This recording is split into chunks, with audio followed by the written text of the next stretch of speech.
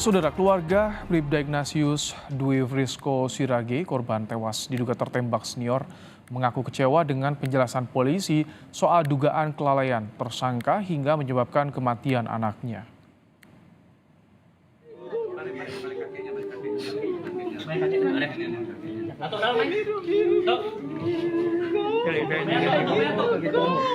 Temanmu semua tuh kok.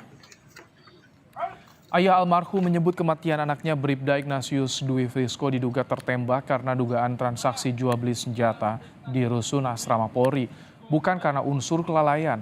Keluarga pun mengaku kecewa dengan penjelasan polisi soal adanya dugaan kelalaian dua tersangka. Keluarga meminta kasus ini bisa diungkap terang benderang.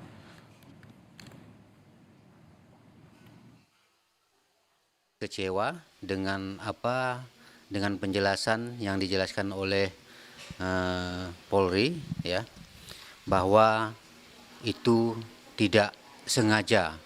Densus 88 anti teror pada saat kami berada di Jakarta, bahwa dengan segala permasalahan dari awal yang mereka alami, ya, dari pelaku tadi yang datang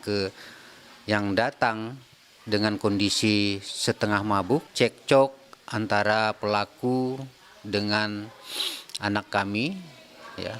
Mungkin pada saat itu karena menurut penjelasan dari tim penyidik Mabes Polri, ya, tim Densus 88, bahwa pada saat cekcok pelaku ini mengambil pistol dan pistolnya ditunjukkan kepada anak kami, ya, korban, sehingga pistol itu meledak. Dalam keterangan resmi pada Jumat kemarin, polisi mengungkap kronologi kejadian. Kapolres Bogor AKBP Rio Wahyu Anggoro mengungkap sebelum Bribda IDF tertembak, tersangka YMS sempat memperlihatkan senjata api yang dibawanya kepada dua saksi AN dan AY dalam keadaan mabuk. Korban IDF pun masuk ke dalam kamar. Tersangka YMS pun sempat memperlihatkan senpi rakitan tersebut. Namun naas, korban justru tertembak. Assalamualaikum warahmatullahi wabarakatuh. Salam Om Swastiastu. Tersangka IM bersama saksi AN dan saksi AY berkumpul di kamar saksi AN. Saat berkumpul tersebut, mereka bertiga mengkonsumsi minuman keras dan tersangka IMS menunjukkan senjata api yang dia bawa kepada dua saksi tersebut. Korban ID memasuki kamar saksi AN dan menurut keterangan saksi AY dan AN, tersangka IM kembali mengeluarkan dan menunjukkan senjata api yang tadi ditunjukkan kepada para saksi, itu ditunjukkan kepada korban ID. Saat tersangka IM menunjukkan senjata api tersebut kepada korban, tiba-tiba senjata api tersebut meletus dan mengenai leher. Korban ID terkena pada bagian bawah telinga sebelah kanan, menembus ke tungku belakang sebelah kiri. Polisi pun menyita sejumlah barang bukti, diantaranya rekaman CCTV di Rusun Asrama Polri Cikeas, Kabupaten Bogor, Jawa Barat. Lokasi korban Bribda IDF diduga tewas tertembak seniornya. Satu pucuk pistol rakitan non-organik, satu selongsong dan proyektil peluru kaliber 45 ACP, serta telepon genggam tersangka, saksi, dan korban.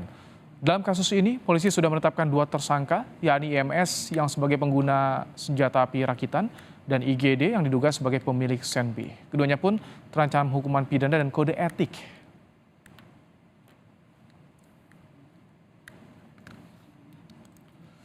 Benarkah ada motif lain di balik dugaan kelalaian di kasus Bribda Ignatius Dwi Frisco Sirage akibat dugaan tewas tertembak seniornya? Kita bahas bersama Kriminolog Universitas Indonesia, Adrianus Meliala. Selamat petang, Prof. Adri. Selamat petang juga, Mas. Baik, Prof, sudah ada penjelasan dari polisi soal senjata api rakitan. Tapi yang dipertanyakan juga oleh orang tua, ada kecurigaan nih soal adanya di kasus senjata api rakitan ini. Kalau Anda melihatnya, seperti apa sih Prof? Kejanggalan di kasus ini, Prof? Mungkin bukan kejanggalannya, tetapi memang itulah kehidupan polisi bawah, pangkat rendah, ya, dan muda juga gitu. Di mana mereka dekat dengan kehidupan malam, salah satunya adalah berupa konsumsi miras. Demikian juga mereka punya akses pada senjata rakitan. Ini menarik ya. Masa polisi punya senjata rakitan padahal mereka sebagai anggota Densus itu umumnya memiliki senjata Glock misalnya. Kok punya senjata rakitan? Dari mana? Ya. Dan yang ketiga adalah bahwa ternyata kehidupan sebagai seorang anggota Densus juga ternyata tidak seketat yang dibayangkan. Ya, mereka punya kehidupan yang kemudian lalu bisa saja terkait dengan yang kehidupan bebas pada umumnya. Jadi inilah realitanya, dan kalau kemudian lalu ada situasi di mana mereka mengkonsumsi miras, lalu kehilangan kesadaran, lalu menggunakan senjata rakitan yang tentu tidak berpengaman, ya, dan kemudian meledak, ya, inilah yang terjadi. Begitu. Tapi dari pintu masuk adanya senjata rakitan ini bisa mengungkap motif lain tidak, Prof? Tentu bisa ya, kita bisanya menduga mengapa mereka memiliki senjata api rakitan tersebut. Apakah mereka membelinya atau mereka menggunakan senjata api rakitan yang pada dasarnya adalah barang bukti, ya, yang disita dari suatu kasus, tapi kemudian entah kenapa lalu bisa di tangan anggota, begitu ya. Atau senjata api rakitan itu dalam rangka untuk diperjualbelikan. Tentu saja itu selalu mungkin ya, dan saya kira menjadi benar bahwa dari segi motif itu tentu tidak hanya sekedar lalai, tapi juga kita bicara mengenai hal-hal yang tadi saya katakan, begitu. Soal dari kronologis, ini kan awalnya ditunjukkan kepada dua saksi senjatanya, dan kemudian terakhir ditunjukkan kepada korban, namun meletus tembakan, tapi tembakan meletusnya ke leher di bagian belakang telinga, Prof. Artinya ini apakah bisa disebut ada mengarahkan pistolnya atau seperti apa? Kan kalau menunjukkan biasanya hanya memperlihatkan, Prof, ya? Saya kira walaupun saya tidak tahu bagaimana posisi tepatnya, tapi saya bisa mengerti begini, ya, korban masuk dari luar, tentu dalam posisi berdiri, dan 3 orang saksi, satu di antaranya pelaku, itu berada dalam situasi duduk, ya kan? Nah, lalu dalam situasi duduk, lalu kemudian mereka salah satunya memperlihatkan senjata tersebut, dengan kata lain senjata berada dalam posisi terdongak. Nah, maka ketika senjata itu meletus karena tidak berpengaman, ya, maka kemudian lalu mesiu meletus dari bawah ke atas, ya. Maka kemudian masuk dari bawah telinga dan lalu menembus kepala di bagian belakang. Jadi dari segi elevasi itu saya kira bisa dimengerti dari sudut dari mana pelakunya itu meletuskan senjata dari bawah pada saat posisi duduk ke atas, yakni kepada orang yang sedang berdiri. Itu satu. Yang kedua, yang juga menarik untuk diketahui adalah bahwa untuk apa dipertunjukkan, untuk apa diperlihatkan, apakah dalam situasi bragging, ya, menyombong-nyombongkan diri bahwa dia punya senjata, atau diperlihatkan dalam rangka untuk ini mau beli nggak gitu ya, dipamerkan begitu, di-show off-kan lah dalam bahasa sehari-hari, atau dalam konteks di mana senjata itu dipergunakan untuk mengancam korban. Nah, ini yang perlu kita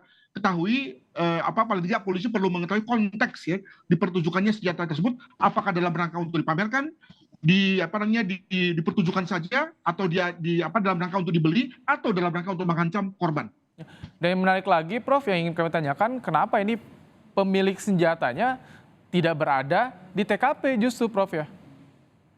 Nah, itu dia, apakah senjata itu memang dalam rangka untuk dijual, atau dalam rangka dipinjamkan, atau dalam rangka dipakai untuk mengancam sesuatu misalnya. Jadi saya kira itu konteks yang paling mungkin. Nah, terlepas daripada dipakai untuk meminjam, dipakai untuk supaya pamer-pamer dan seterusnya, maka apakah memang oke seorang anggota polisi aktif Densus pula, ya, lalu kemudian memiliki hubungan dengan seorang pemilik senjata rakitan?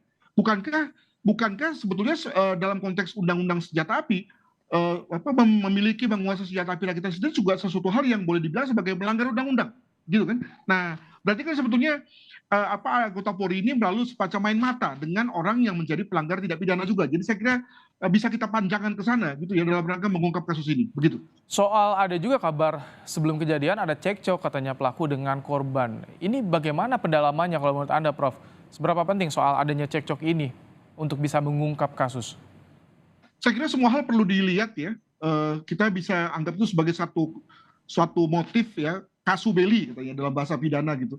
Nah, artinya si pelaku sudah berada dalam situasi sebal mungkin ya dengan korban, ada semacam dendam atau sakit hati dengan korban, tambah lagi dengan dia mengkonsumsi alkohol, tambah lagi dengan dia memiliki akses pada senjata, maka bisa dibayangkan kontrolnya akan makin rendah ya, dan makin mungkin pula lalu kemudian senjata meletus secara tidak terkendali oleh yang bersangkutan. Jadi mungkin saja dia memang tidak berniat membunuh, tapi karena ada semacam rasa sakit hati, tambah lagi tidak berpengalaman, tambah lagi tidak berada dalam kesadaran yang penuh akibat alkohol, menjadikan lalu kelalaian amat mungkin terjadi.